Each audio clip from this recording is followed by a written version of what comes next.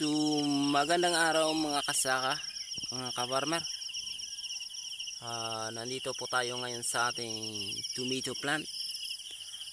Updated po sa ating farm ng tomato.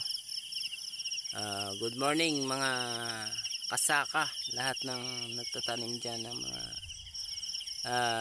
ganitong klase ng mga pananim. So by the way, ito po yung ating month, halos 1 month na po, mag-abot ng 9 ang ating tomato. Pero sa awa ng Panginoon, ganito nang tayo niya mga ka-farmer, mga kasaka. So ready to flowering ang tomato natin pag mag 1 month talaga, mga ka-farmer. You know, flower na siya mga ka-farmer, mga kasaka. Ayun. So dapat ito ay mayroon na talagang tali, o kaya lang hindi pa namin natatalian, mga kasaka. Ang ganda ng tubo ng iba na ating tomato. So hindi maiwasan talaga, mga kasaka, hindi pantay ang mga tubo ng ating tomato. Dahil sa iba ay hindi talaga katamtaman, o hindi talaga pareho ang seeds na itinanim natin, mga kasaka. So ngayon, tingnan nyo po, nagdadala pong ng bulaklak or ready to flowering, mga kasaka.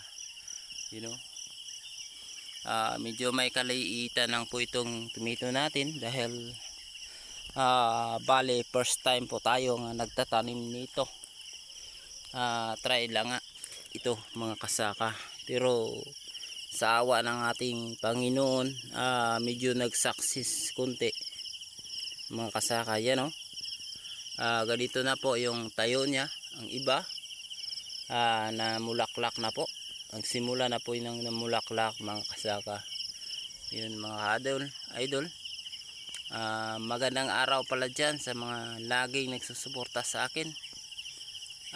Thank you very much sa mga nagsusuporta.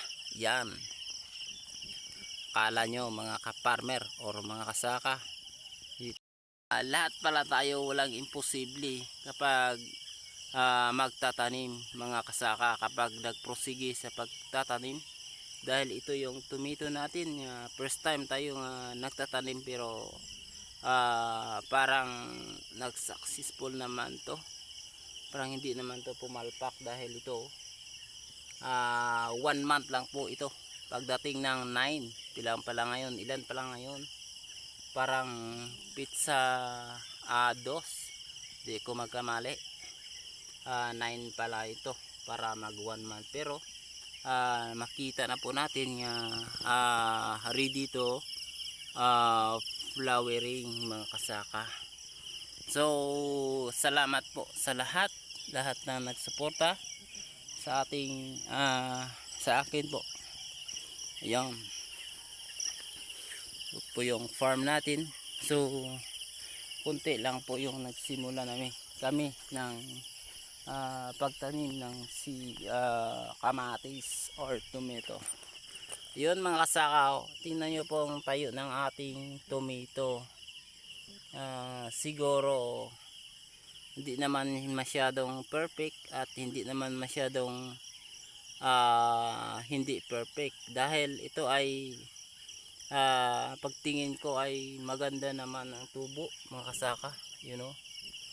Ayan, yan, mga kasaka. Ayan, di ba?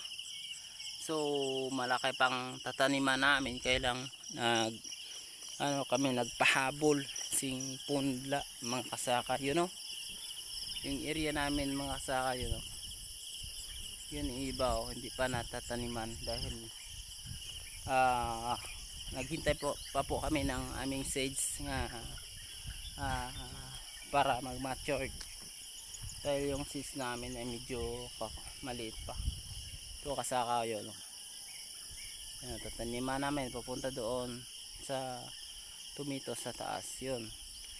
At ito yung sitaw na to ay puputulin na to dahil tumito yan, ilagay dyan. Ito na po yung bisol na tinanim ko, yung nag-video ako no. Marami na pong damo, parang dadamuhan na po natin para ito malinis. Yun kasaka, ito po yung area natin na taniman natin ng panghabol na sigang, pansiling sigang or labuyo, dahil may mga punla kami nga pahabol doon, mga kasaka. So sirik lang tayo kung may time. Wala nang time is